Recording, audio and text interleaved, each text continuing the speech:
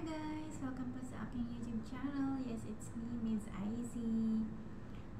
So, before we are going to start our vlogs, I would like to say Happy Mother's Day to all mommies all over the world.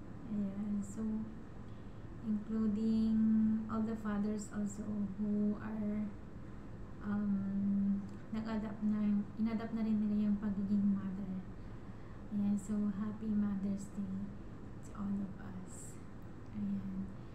So, I would like to share with you guys what I've got today. Ayan. So, napaka-sweet. I'm not expecting actually.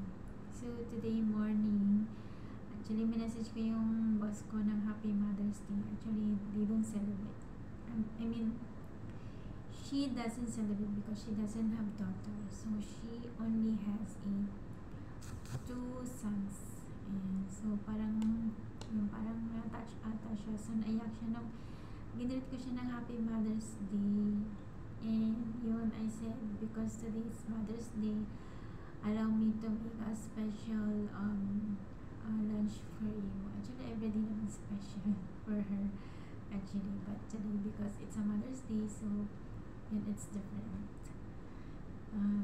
So yun, so yung driver namin tawag siya ng tawag, mag-loot ako, and then sabi niya, please come out the door.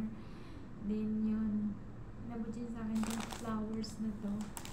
Then sure, I don't expect na mag-order pa yung boss ko ng flowers sa akin. Ayan, so napaka-sweet and generous ng ama ko, so I really appreciate it.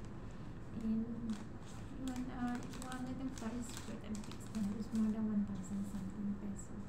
So actually, tagal kong hindi naka-receive ng flowers since yun, been so many years. Then parang kinilig tuloy ako nang naka-receive ng flowers. So I don't know how to express my feelings that time, but I'm so kilig when I got the flowers. Then yun, overwhelmed ako sa amo ko, napaka-sweet, and yun, napaka-caring, especially generous. So, meron siyang big heart compared to others. So, yun guys, napaka-swerte ko dahil napunta ako dito sa amo ko dito. Ayan. So, yun guys. So, yun lang. Happy Mother's Day to everyone. And yun, God bless. And please subscribe po sa aking channel kung hindi pa po kayo nakasubscribe. Thank you. Thank you po sa lahat ng support niyo. God bless. See you to my next vlog. It's Izzy. Thank you.